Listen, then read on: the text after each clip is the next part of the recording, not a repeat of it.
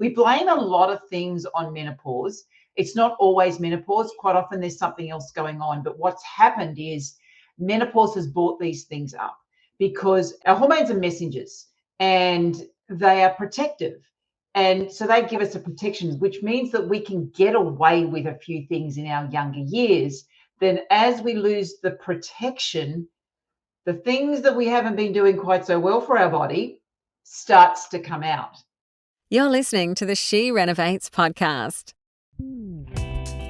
You're listening to She Renovates, the podcast for women who want to renovate to create an income and a life they love.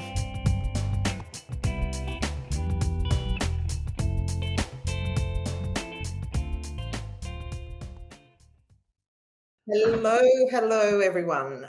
It's that time of the week again. And today I have a special guest, my friend Angela Counsel.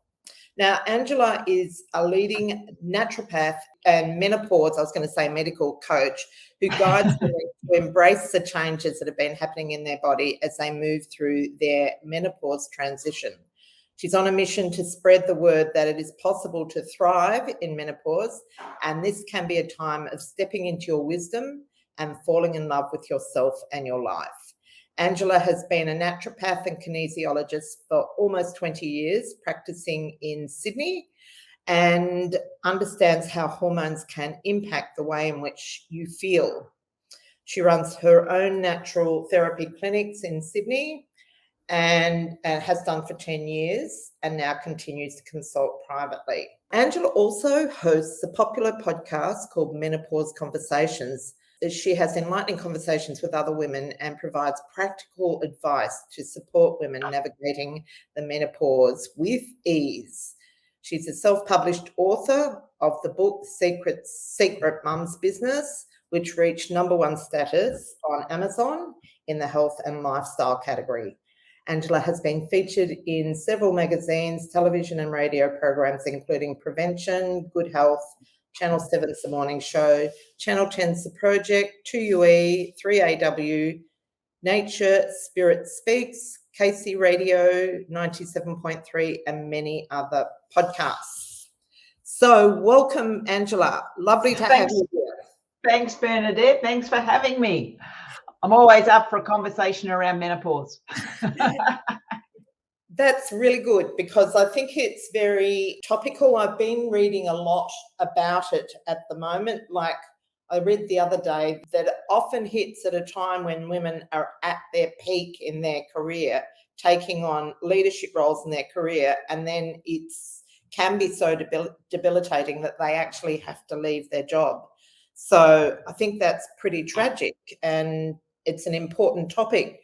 I have to say I'm not really speaking from experience because I had radical surgery, which I was told would mean that menopause would hit immediately, and I must have blinked and missed it.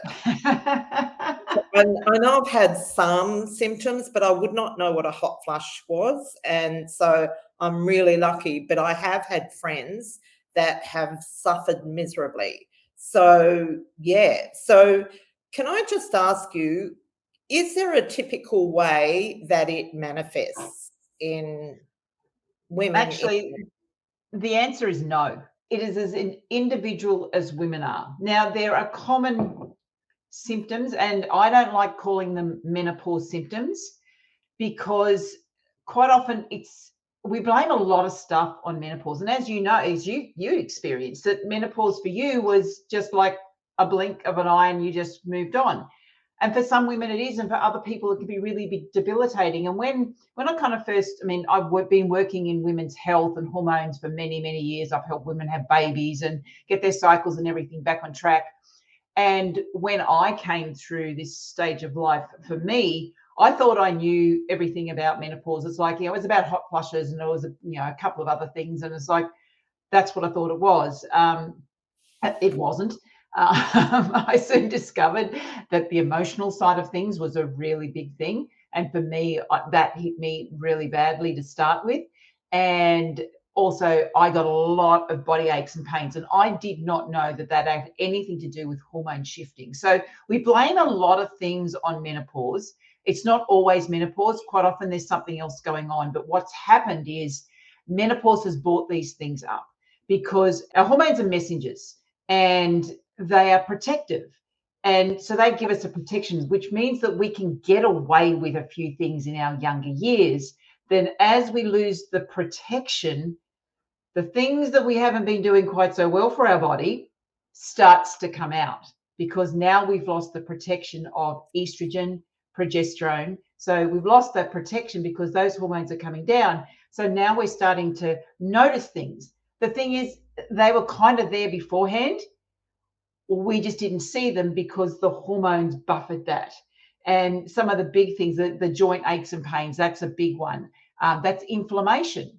And that quite often comes from some of the foods you're eating. The weight gain, that also, same thing, that's caused generally by insulin resistance. Once again, estrogen covered that up because estrogen helps to buffer insulin. It also helps to buffer inflammation.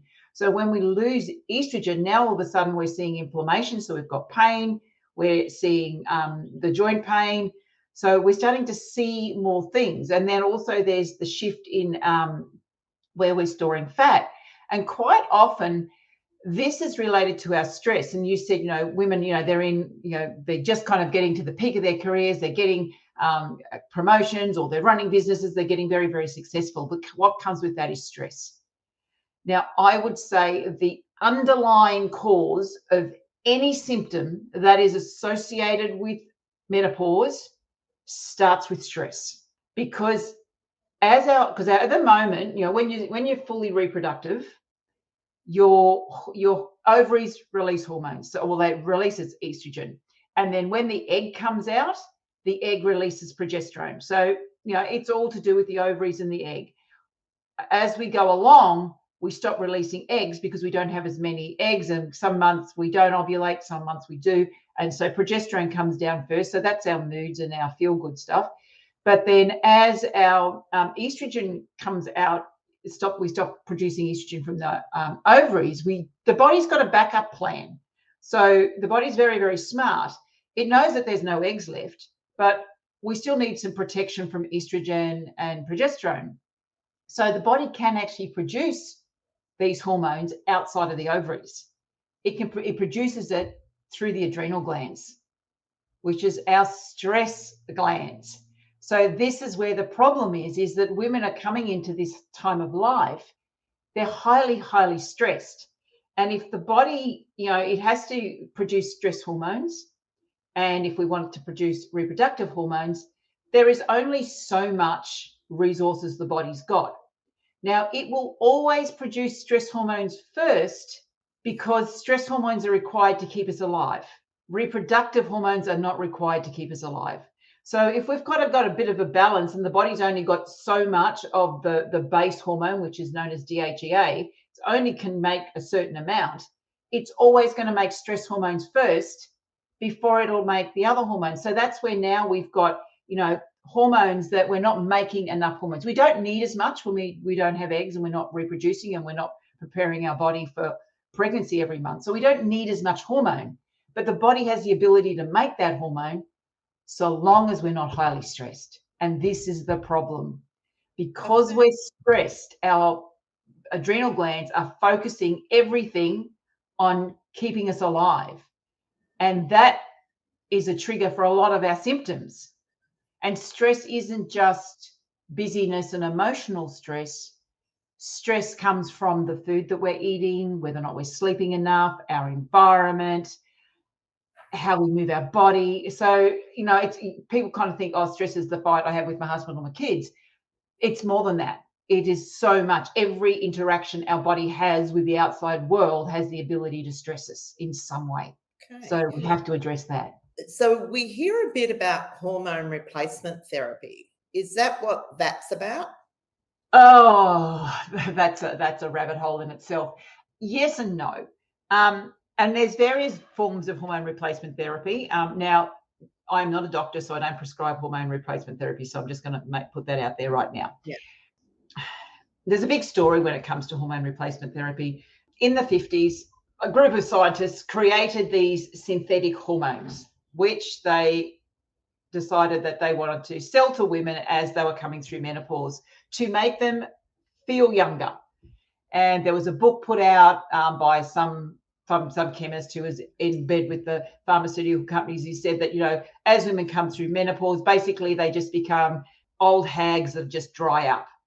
And if they wanted to stay youthful, they needed to take hormone replacement. So that was kind of the marketing around it. You want to be youthful, you don't want to be a dried up old hag, then take hormone replacement. So these were synthetic hormones. And that was around for about 30 years. And then they started to do a little bit of research on this, and they found these synthetic hormones had the potential to cause cancer, particularly the estrogen, because some women have particular genes which are more sensitive to estrogen, and there's different types of estrogen. Estrogen is like an umbrella term, and even as we come through our own life, we have different forms of estrogen. So the estrogen that is dominant when we're going through menopause is different to the estrogen that is dominant when we're in our younger years. And then there's another estrogen which actually we know causes cancer, and this happens when our body gets out of balance and our liver's not working and things like that. So this cancer-forming estrogen was also being basically the synthetic hormones were giving us that form of estrogen. So they found that breast cancer rates were going up, other forms of cancers were going up. So then there was a big halt to all prescriptions of estrogen. Now, at that time, of hormones, full stop. At that time, hormone replacement therapy was the highest sold drug in the world. So you can imagine what that cost the pharmaceutical companies when all of a sudden their biggest income earner disappeared basically off the face of the earth almost overnight, and doctors refused to prescribe it because of the cancer risks. Then comes along bioidenticals. Now, compounding pharmacies have been making bioidentical hormones based on plants for quite some time. And for a long time, that was considered alternative. There's no tests. It's not safe, blah, blah, blah. And then the pharmaceutical company kind of got onto this idea and went, oh, hang on a minute. They didn't like our synthetics, but what if we give them something natural? And they went into the production of bioidentical or body identical hormones, which is, you can still get synthetic hormones these days, but there's a lot of them are body identical. And these are relatively new. They've only been around for about 10, 15 years. And this is what the big push is on now. What they are. Body identical means that the chemical structure is almost identical to what we make naturally in our body. So it's made from plants. So wild yam is the main plant that they make it from. They extract something out of wild yam. They change it within the laboratory to make it look exactly like what we make naturally. Now, the problem with this, number one, it is still a relatively new drug. It has not been tested for, it hasn't been out there in the world for a very long time. And their claim is it doesn't cause cancer. We can't actually categorically say that it doesn't cause cancer. There are some people who are still at risk. And the other thing is when you're taking these hormones orally through patch, a cream, whatever, you're taking a set dose. When the body's producing hormones, it adjusts based on what it wants. So sometimes, one day it might require more hormone, other days it might require less. So it does its own adjustment. That's not happening when you're actually putting it in. And then if you continue to put it into your body, what we call exogenously, so through the skin, the mouth, whatever, what happens is the body says, well, I don't need to produce my own hormone anymore because this is turning up every single day. Every time I get a patch on or whatever, a cream, this hormone comes in. So the body says, well, why do I need to produce it? So it stops producing its own hormone. And then there's still some risk factors with this. And depending on who you talk to, it's recommended that, there's certain ages when you can be on it, how long you're on it, 5 years, then you've got to come off. And the problem is the actual coming off, because if you've been on for a while and then you come off the hormone and your body is not making its own hormone, then all of a sudden you go through a withdrawal and all the symptoms you were trying to get rid of come back because the body's now lost all of its hormone. So there's a big push for it at the moment, and particularly it's not so much here in Australia. UK, really, really big push for it. Lots of doctors are pushing everyone must be on HRT, and that's the kind of the message. Everyone must be on HRT, otherwise they're going to get a heart attack, break bones, get Alzheimer's. There's a real fear factor around it. US is a bit like that as well. It's just kind of starting here in Australia. So, but we've got to be very, very careful. This is new.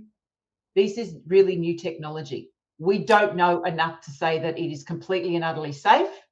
Yeah. Also, where it says, oh, it's going to protect you against, heart disease, it's going to protect you bone disease, Alzheimer's. Number one, the Alzheimer's still a bit, there's no defined, there's no research that says it prevents Alzheimer's. The research says possibly it might help prevent. But the thing is, you can protect your heart, protect your bones, protect yourself from Alzheimer's by diet, lifestyle, managing your stress, reducing your toxins, and changing your belief systems. Okay. You can do that without taking a drug every single day. Yep. It's a hell of a lot cheaper because you've got to eat anyway. You may as well eat the right foods.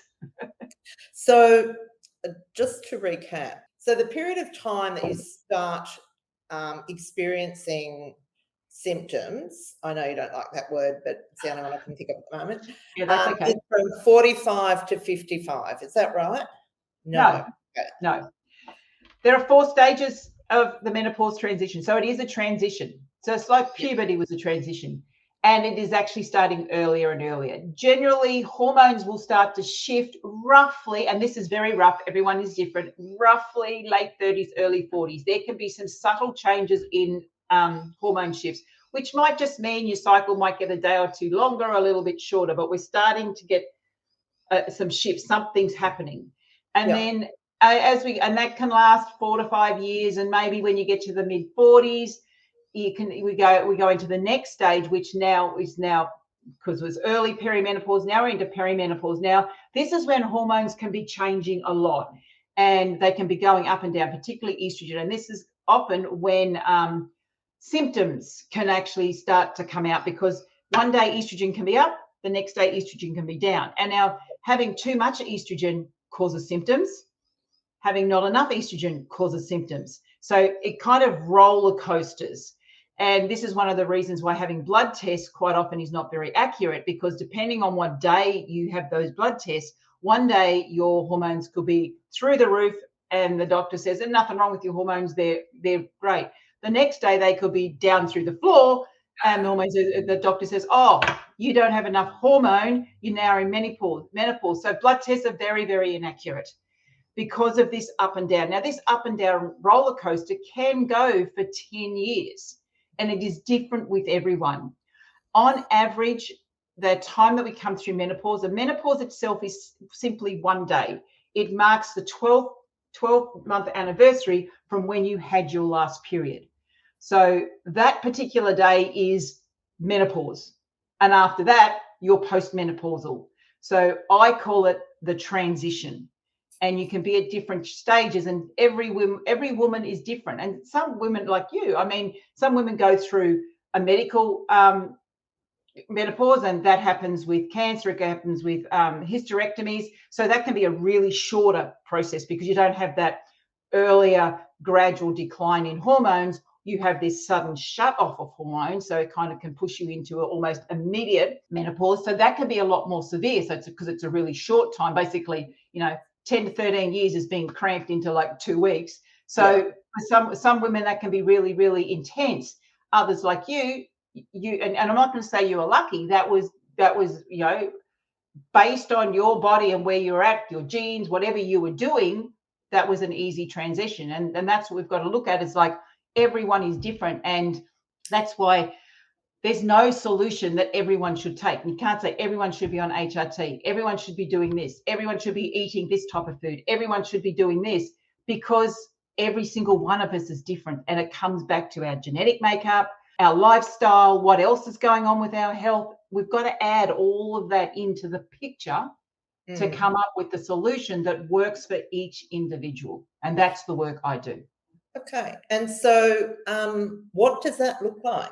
what does it look like? It looks like, well, for me, it's a 10-week program, but basically we look at each woman and we do a fair bit of, we do assessments, we do measurements and everything, and we look at her health history and work out where she's at, what are her goals. Now, the majority of women I work with are looking to lose weight. When I would love it that I didn't have to go out to the world saying, oh, look, let's lose weight, because it's, it's really about, it's not about how much you weigh. And that's what we've got to be careful of. It's like everyone has a different body shape. But one of the biggest concerns with women is not necessarily the fact what their body shape is. It's more the fact that all of a sudden they put this weight on that they can't lose. And it's not like when you're younger, you put weight on and then you dropped it, whatever, and it was to do with your diet, your lifestyle and all that. This what's happening at this time of life is totally different. So that's the women I work with, and majority of them want to actually shift that, what we call that meno belly. So it is identifying who they are genetically, what their body shape is, what they require. So, it used to be, everyone used to say, oh, I do the keto diet, that'll work. That's the best way to lose weight in menopause. I can tell you it didn't work for me. Before I was in menopause, it worked. Once I came through this transition, did not work at all. Like it was a total failure. Yet anytime I wanted to do it in the past, it worked really well. So it's working out what's right for each person. So for me personally, intermittent fasting works. For someone else, they need to be eating 5 times a day. They need to be eating on every couple of hours. I can get away with 2 meals or 3 meals a day. Some people need to be high in plant foods and not necessarily vegan, but have a lot of vegetables. Others need to be higher in proteins. And it all depends on your genetic makeup and what's going on with your health. And that I do that through an assessment, and then basically categorize everybody generally into one of 6 groups. And then we get even deeper and more personal about what each individual person requires within that general categorization. So there's 6 health types, and then each health type has their own personal profile, which says these are the exact foods you need to eat. This is how many times you should eat it. This is the how many times a week, how many times you need to exercise, whether or not you're better off in cold temperature or hot temperature, whether or not you need to go to sleep at 8 o'clock or 10 o'clock. So that comes down to the individual. So that's the work I do. Okay. And it works. And so it's based on diet, sleep, exercise. Is that what you're saying? Yeah. So if there's 6 areas, there's food, there's movement, there's timing, so the right time to eat. Yeah. Then we look at the lifestyle factors, which is the mind, how our brain works, how we see the world, our genius, what we do really well. So this is all about reducing stress, because if you're not in the right job for you, that's going to cause you stress. So we look at, are you in the right job? Are you within your zone of genius? So that gets included as well. Then the place. So where do you live? Is your body better for a colder environment than a hotter environment? If you're in the wrong environment, it's going to stress your body. Now, you might not be able to change that, but there might be some things you can do to reduce stress. So everything is about, how do I reduce stress? I reduce stress by eating the foods that nourish my body, not the body foods that nourish someone else. It's a bit like, if you've got a diesel car. It doesn't matter if you've got a diesel car. It doesn't matter if you put the best quality petrol into that car, it will not work. And that's the same as our body. You can put the best quality food into your body. If it's not the right food for you, your body will not work. Wow. Okay. So do you have to be in menopause for it to work? No, definitely not. Okay, so someone like me that's on the other side of it. I work with women from those I have women who come into my program who are not, they're in their late 30s. They want to be healthy coming into menopause. So they're being very proactive and they just want to get their health on track. And, so they come in first. Then I've got women who are within that transition, and I have many women who are post menopause, and generally for them their biggest issue is shifting that weight. Yeah. But we've also got to remember that we're all different bodies. So it's not about having someone who is naturally a bigger body and getting them down to a size 6. That is not going to happen.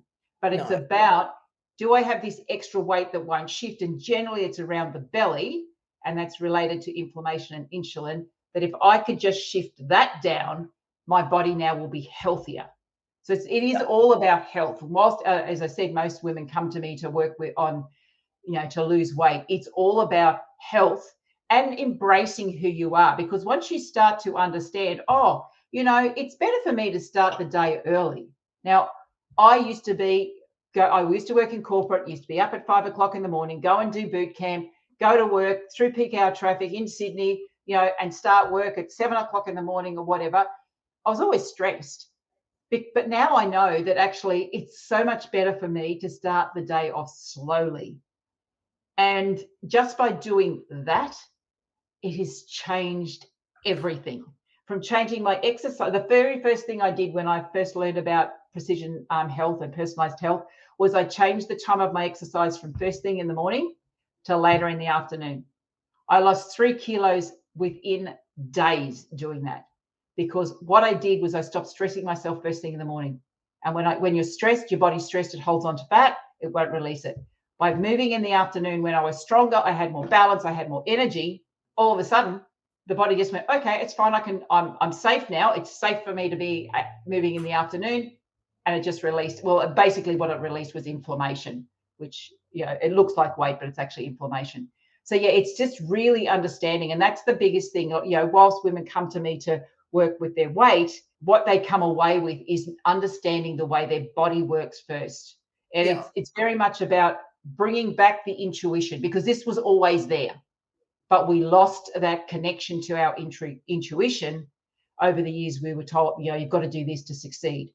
And I have so many women who go, oh, I love the fact you just told me that I can sleep in the morning and I'm not being lazy. It's like, no, that's exactly the way your body's meant to be. Wow. Well, that's incredibly enlightening. And I want to thank you for sharing your expertise in this, because I know that a lot of women will get a lot out of this. Now, because you've got a workshop going shortly, do you want to let us know about that, what the details Yes. are? So everything I've just been talking about, understanding what your body type is and your genetic makeup and all of that, I have a workshop coming up and it starts on the 26th of February. It goes for 5 days. It's a free workshop. And I go into this in detail. I explain what's going on. There's also, if you sign up, you'll get a bonus understanding your hormones e-course as well. So that takes you through what's happening with all of the hormones. And then once we start the workshop, we get into identifying, each woman identifying what body type they are, what's the best type of food for them, what's the best type of movement, when should I be eating, and all of that. And they come away with a blueprint of what is right for them based on their so I can only go general in a workshop. So one of the 6 body types, I just say at that level. If they want to work with me later and get that individual one, well then, they join my program later on. But within the workshop, they will come away with a blueprint which says, okay, I'm an X type of health type, and this is the best for me. I need to be eating 5 meals a day, lots of animal protein, or I'm okay with 2 meals a day and I need to be eating mainly plant foods, not too much animal protein at all. So that workshop is coming up. As I said, 5 days, it's free. And the link I think is already up there. So it's bit.ly/menopause_workshop, capital M for menopause and capital W for workshop. And then register there, and then you can come into the Facebook group. And we've just opened the Facebook group, and I'm already sharing more information in there for all the women who are in there. Awesome. Well, that's absolutely amazing. So thank you for your time. I will definitely be over there. And I think I probably would be the toughest client you would ever have. No, you won't. No, you're not. Guarantee you're not. I've had some tough ones. Definitely not. But it is really just, once you understand how your body works, it becomes really, really easy. And that's why I just give this, I give you this little guidebook, and it helps. And you go, oh, That's what I need to do. It's really and it's being open to change, understanding your body's changing and being open to change. If you're kind of, I'm not going to change what I'm doing, well, nothing's going to change for you. Yeah. Beautiful. Well, Thanks for having me. You're very welcome. And that's it for this week. So thanks again. This is the She Renovates podcast. To discover how to harness the power of renovating, check out theschoolofrenovating.com.